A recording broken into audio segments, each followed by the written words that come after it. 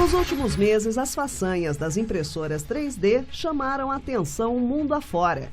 Elas já são capazes de produzir desde pedaços de pizza até armas. Se por um lado as impressoras 3D estão entre os aparelhos mais interessantes que surgiram recentemente, por outro elas representam um universo de possibilidades. A boa notícia é que elas estão ficando mais baratas e essa queda de preço está ajudando muita gente a ganhar dinheiro e a realizar sonhos. E tem muito mais no programa de hoje. Já são vários os smartphones à prova d'água no mercado. Mas será que as ondas da Wi-Fi chegam até eles? O protocolo IP é a linguagem da internet. Entenda melhor do que se trata. Software livre. Esse tipo de programa já movimenta quase tanto dinheiro e mexe com a vida de todo mundo quanto os softwares tradicionais. Hoje você vai entender o que eles representam. O Olhar Digital Plus está começando.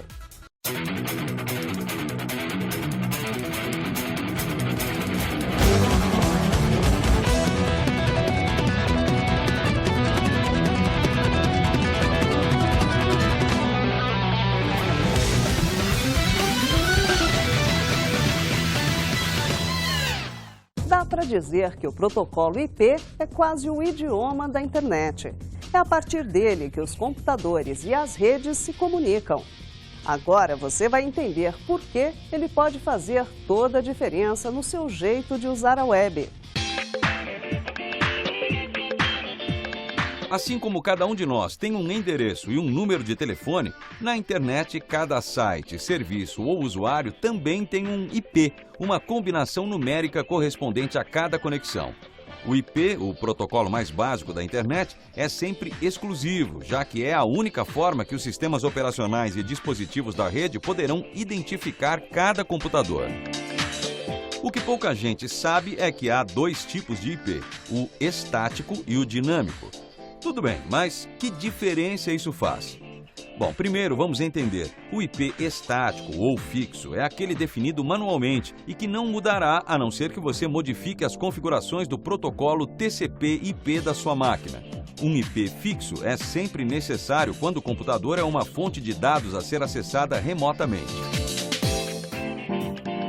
Um servidor web, um servidor do site de qualquer empresa, um site, um blog de qualquer lugar, esse servidor ele necessita de um IP fixo.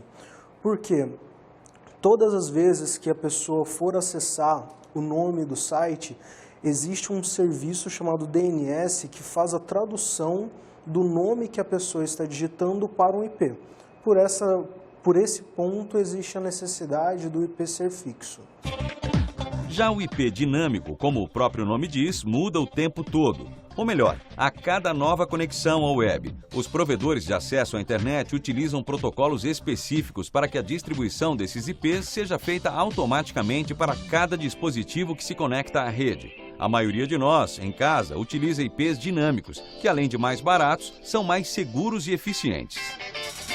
O IP dinâmico ele não garante segurança nenhuma, só que ele é um passo a mais, porque como você não tem um IP fixo, ainda que um atacante, uma pessoa mal intencionada, descubra o seu IP neste momento, ele vai ter que refazer todo o processo para descobrir o seu IP novamente amanhã, por exemplo, porque amanhã você vai se reconectar e o seu computador vai ter um novo endereço IP. Hoje é raro encontrar usuários que possuam um IP fixo, mas a maioria das empresas prefere esta opção. Tudo bem, o acesso com IP estático é muito mais caro que o dinâmico, mas ele oferece vantagens. Entre elas, principalmente a facilidade de administração e o acesso remoto. Sabendo o endereço fixo de uma máquina ou de uma rede, é muito mais simples acessá-la de qualquer lugar. Objetos conectados, como câmeras de segurança, por exemplo, também podem usar IP fixo. Mas como no caso doméstico, a predominância é do IP dinâmico. A saída para se conectar a esses objetos à distância são serviços de DNS dinâmico.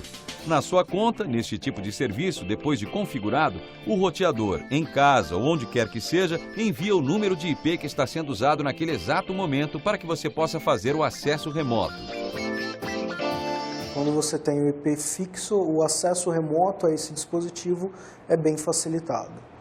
Com o IP dinâmico, você precisa de alguns recursos extras para conseguir fazer esse acesso. Apesar do alto preço, muitas empresas não abrem mão do IP fixo para poder usar VPNs, redes privadas virtuais. Quer saber do que se trata? Bom, nosso time online preparou uma matéria que explica todos os detalhes de como elas funcionam, seus benefícios e tudo mais. Acesse agora olhardigital.com.br e confira. O link está logo abaixo do vídeo dessa matéria na nossa página. Vai lá! Daqui a pouco você vai se surpreender com as incríveis peças criadas pelas impressoras 3D. O mais bacana é que elas estão muito mais baratas e caminham para a popularização. Tem também um raio-x do software livre. Muita gente confunde programas livres com programas gratuitos. E essa combinação nem sempre é verdadeira. E já no próximo bloco, será que o Wi-Fi funciona mesmo embaixo d'água? O Olhar Digital Plus volta já.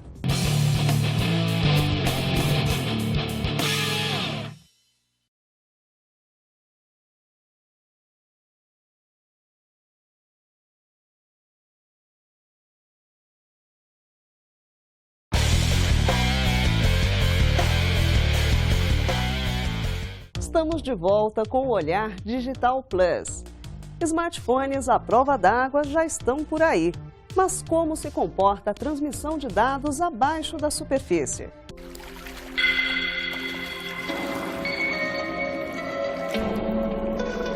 Já existe cerca de uma dezena de modelos de smartphones totalmente à prova d'água. E mais do que chuva ou acidentes molhados, é possível mergulhar esses aparelhos sem que nada aconteça por até 30 minutos. Nós experimentamos um desses modelos e fomos além. Tudo bem, ele realmente funciona embaixo d'água, mas então surgiram novas dúvidas. Será que dá mesmo para usar o smartphone submerso? A tela sensível ao toque funciona? Tem sinal de Wi-Fi na água? Bom, nós fomos aos testes para responder todas essas perguntas. Bom, a primeira impressão surpreende. Depois de superado o medo de mergulhar o aparelho, surpresa! A vedação do modelo testado é realmente resistente à água. Até aí, tudo bem, mas para acessar qualquer função nos smartphones, a gente sabe, é preciso tocar a tela do aparelho. Foi aí que surgiu o primeiro obstáculo. Ao contrário do que imagina muita gente, as telas sensíveis ao toque mais modernas não funcionam por transmissão de calor, mas sim eletricidade. Por menor que ela seja, a eletricidade presente em nossos corpos é que faz o toque desta ou daquela função. Debaixo d'água, essa condução elétrica é mais difícil. Então, nada feito. O aparelho fica praticamente inutilizável, a não ser que você acione outra função através de botões ou ainda antes de molhar o aparelho. A água também é uma barreira para o sinal wireless. As ondas eletromagnéticas do Wi-Fi viajam em uma frequência muito próxima às ondas de um forno micro-ondas. Isso ajuda a explicar essa história. A frequência, próxima dos 2 GHz, é bastante alta, o que no caso do forno apenas aquece a água. No caso do Wi-Fi, como a potência é baixa, o sinal é totalmente anulado pela água. As moléculas de água vão absorver esse sinal, fazendo com que a água vibre, o sinal não vai chegar até o aparelho. Assim, o máximo que o sinal Wi-Fi pode fazer na piscina, por exemplo, é aquecer as moléculas de água, que naturalmente se agitam na presença de ondas eletromagnéticas. Mas a potência de um roteador Wi-Fi é baixa, em torno de 100 watts. Já um micro-ondas precisa de algo em torno de 1000 watts para aquecer um líquido. Conclusão. Os smartphones à prova d'água são bem interessantes, mas principalmente em casos de acidentes. Afinal, ninguém quer perder um aparelho caro por causa de um leve banho, né? Agora, usar o smartphone submerso é bem complicado. Até dá para tirar fotos e fazer vídeos se eles forem iniciados por um botão ou ainda secos. Mas acessar a internet dentro da piscina, sem chance. Pelo menos por enquanto. Você já deve ter ouvido falar mais de uma vez de software livre, mas o que realmente significa a expressão? Todo software livre é de graça? E por que eles fazem tanta diferença no mundo da tecnologia? Todo programa de computador é desenvolvido com linguagens específicas e, na maioria dos casos, as empresas adotam a estratégia de não divulgar os códigos-fontes dos softwares e, claro, cobram por esses produtos. Mas essa história vem mudando já há algum tempo. Em meados dos anos 80, um programador do Instituto de Tecnologia de Massachusetts criou o projeto GNU, que tinha como objetivo elaborar uma plataforma de software totalmente livre como alternativa à comercialização do conhecimento. Hoje, o chamado software livre é aquele que oferece ao usuário total liberdade de executar, distribuir, modificar e repassar alterações sem a necessidade de pedir qualquer permissão ao criador daquele programa. Software livre é também um conceito que envolve comunidades que trabalham em equipe e compartilham conhecimento. Uma importante característica do software livre é o compartilhamento de código-fonte. Todo mundo trabalha coletivamente em cima do mesmo software, esse software melhora e todo mundo se beneficia com isso. Mais do que se cada um fizer o seu independentemente. Indústria, os produtos que são físicos, eles são limitados pela sua característica. Você tem uma cadeira, ela é só uma. Já a ideia, software, você pode replicar. Então faz sentido várias pessoas trabalharem ao mesmo tempo em cima daquilo e compartilhar essas ideias, isso multiplica e já é uma sinergia que a coisa cresce mais rapidamente. Algumas empresas que trabalham com softwares fechados não só competem, mas fazem também duras críticas ao software livre. Mas a realidade é que o software livre é comercialmente muito forte hoje em dia. Empresas como Amazon, Facebook, Twitter e Google são grandes usuárias, defensoras e contribuidoras do código livre. Sim, e ganham muito dinheiro com isso. Hoje em dia o software livre é uma realidade comercial muito forte. Tem várias empresas, inclusive, tanto pequenas quanto grandes, mas eu posso citar, por exemplo, IBM, posso citar HP, a Red Hat hoje em dia é uma empresa muito grande que é só de software livre. Então, assim, é uma realidade comercial muito forte já. Mas, claro, tem as pessoas que fazem críticas, querem defender que o modelo fechado tem suas vantagens também e tal. É normal. Business as usual. O Linux é um forte exemplo de um software livre com muitas empresas envolvidas no desenvolvimento e em que todas se beneficiam dos avanços conquistados. No Brasil, o governo federal aposta no software livre para reduzir custos, ampliar a concorrência e gerar empregos. Os softwares livres ainda não são capazes de substituir todos os programas de códigos fechados, mas parece que isso é só uma questão de tempo. A tendência que a gente observou em vários nichos da tecnologia é que o software livre pode eventualmente ter começado depois, porque o mercado todo do software livre entrou mais tarde, né? Mas com o tempo o software livre acaba tomando o mercado. Isso é o que aconteceu em vários lugares e eu não vejo porque isso não deveria acontecer com alguns outros aplicativos como AutoCAD ou, sei lá, Photoshop. Nos computadores domésticos, o software livre ainda é tímido em quantidade. Está presente principalmente com o sistema operacional Ubuntu, baseado em Linux. Mas ainda que muita gente não saiba, nos smartphones o software livre já é maioria. E isso graças ao sistema operacional Android, que domina mais de 60% desse mercado. E ao mesmo tempo em que o software livre cresce em todo o mundo, o número de pessoas envolvidas na defesa desse conceito também segue o mesmo ritmo. E há de tudo: jovens, gente mais radical, nerds, hackers. Mas essa não é a maioria não, por incrível que pareça. Você tem vários pontos de vista envolvidos aí. Mas a maior parte da comunidade mais séria, vamos dizer assim, que está há mais tempo envolvida, que trabalha mais, geralmente ou é um pessoal que faz um certo ativismo, procura fazer uma campanha de esclarecimento das pessoas, ou então é esse pessoal que usa, defende, mas que considera que o software que não é livre também é útil, interessante e tudo bem. No olhardigital.com.br você encontra tudo sobre a plataforma Ubuntu, a mais popular distribuição do Linux para desktops. Se você quiser entender mais, inclusive ver comparações com os outros sistemas operacionais, os links estão lá, separados para você, logo abaixo do vídeo desta matéria na nossa página. Confira! No próximo bloco, as surpreendentes impressoras 3D. O O que podia parecer uma peça quase de ficção pouco tempo atrás, está cada vez mais próximo do dia a dia. Tem até um incrível projeto que está criando um museu inteiramente povoado de peças impressas em 3D. É um trabalho em curso fascinante. Depois do intervalo, você confere os resultados. O Olhar Digital Plus volta já.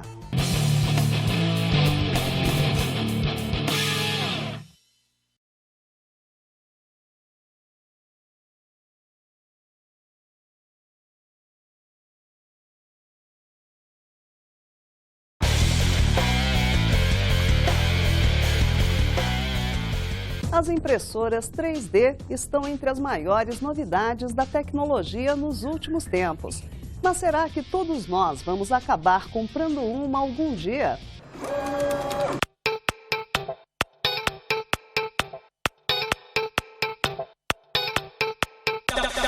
A tecnologia não é novidade. A impressão em 3 dimensões já existe há mais de 26 anos. Mas a recente quebra de patentes resultou em uma queda significativa no preço dessas máquinas. Hoje é possível encontrar impressoras 3D a partir de R$ 2.500. Fã de ferramentas desde sempre, há 2 anos o escultor Kiko resolveu comprar sua primeira impressora 3D. Curioso, foi até a Inglaterra buscar informações sobre os produtos disponíveis na época, mas acabou comprando seu primeiro modelo aqui mesmo no Brasil. Hoje, a impressão 3D faz parte da sua coleção de ferramentas, mas quem olha sequer imagina que a maioria dessas peças foi impressa aqui. Eu fico contente, porque o meu objetivo é esse. É óbvio que eu não vou enganar o consumidor sabe o que é bronze e quando compra bronze é bronze, e o final sempre é manual. Eu não abro mão do manual no final das peças, porque depois eu vou fundir essas peças. Há mais de 30 anos, Kiko cria esculturas usando os mais variados tipos de materiais. Mas, graças à tecnologia e à impressão 3D, vai finalmente tirar do papel seu projeto de criar um mini museu para deficientes visuais. A ideia é criar um pequeno museu com peças impressas e tratadas manualmente. Todas réplicas de obras expostas nos mais famosos museus do mundo. A diferença é que o visitante vai poder tocar peça por peça, o que é praticamente impossível de se fazer em museus convencionais. Qual é o objetivo? É passar para o deficiente visual ele sentir o que o outro está vendo lá E agora com a impressão 3D, mesmo sem... que eu não acredito muito em nada governamental, nada disso. Para mim a gente tem que correr atrás, então eu vou fazendo e o acervo vai começar a aumentar. Futuramente deve ter muito mais peças aí disponíveis e agora eu vou crescer o tamanho das peças. A ideia era chamar de mini museu. A maioria das pessoas que compram uma impressora 3D utiliza o equipamento para projetos de engenharia, arquitetura, artes, enfim, para seu próprio negócio. Recentemente, Maurício adquiriu este modelo caseiro compacto por puro hobby. Como ele sempre trabalhou com modelagem 3D, ficou tentado com a ideia de poder imprimir seus projetos e, mais do que ver, poder tocá-los. Ter a tua ideia na cabeça, ver ela impressa, realmente é diversão, né? Vamos dizer assim. E para quem modula, quem mexe com software 3D, realmente é muito legal o que você cria no computador, você vê impresso. Isso é um ganho, né, para esse tipo de profissional. Poder pegar, né? Não só ver a renderização, etc. Realmente é muito legal. O que começou por hobby está prestes a virar negócio. Como a impressora surpreendeu muita gente à sua volta, Maurício pretende abrir uma empresa na qual as pessoas possam levar ideias para que ele modele no computador e depois as imprima para seus clientes. Ainda que caseira, uma impressora similar a esta, há pouco mais de 2 anos, não saía por menos de R$30 mil. Atualmente, é vendida por menos de 7 mil. É compacta, né? Mas realmente ela tem muita qualidade. Fora de casa e do ateliê, as impressoras 3D começam a atingir um vasto número de segmentos. Elas já são usadas na construção civil, na indústria automobilística, no desenvolvimento de implantes, na moda e já se fala até na incrível possibilidade de reposição de alguns órgãos do corpo humano. Esses equipamentos evoluíram a tal ponto que hoje é possível imprimir praticamente qualquer coisa, desde objetos de alta resistência a outros que simulam as propriedades da borracha, por exemplo. Se eu quiser abrir uma garrafa e tiver sem um abridor, eu posso imprimir um em vez de abrir na raça.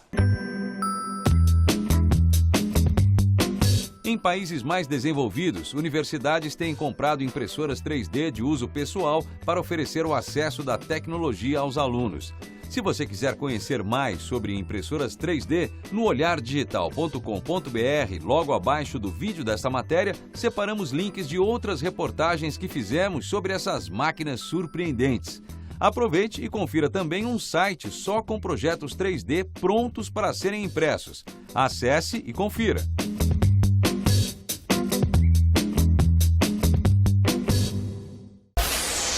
No olhardigital.com.br, você fica por dentro de tudo que movimenta o mundo da tecnologia. Acesse e faça parte da nossa comunidade. É super simples. Você preenche um rápido cadastro e a partir daí você ganha um olhar digital só seu, baseado nas suas preferências.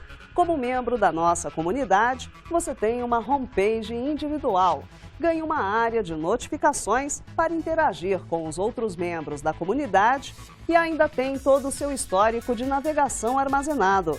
Assim, você nunca mais perde nenhuma dica ou informação no site. Além disso, você participa automaticamente de todas as promoções do Olhar Digital. Acesse, cadastre-se e junte-se à galera mais conectada do Brasil. Semana que vem tem mais. Olhar Digital. O futuro passa primeiro aqui. Tchau!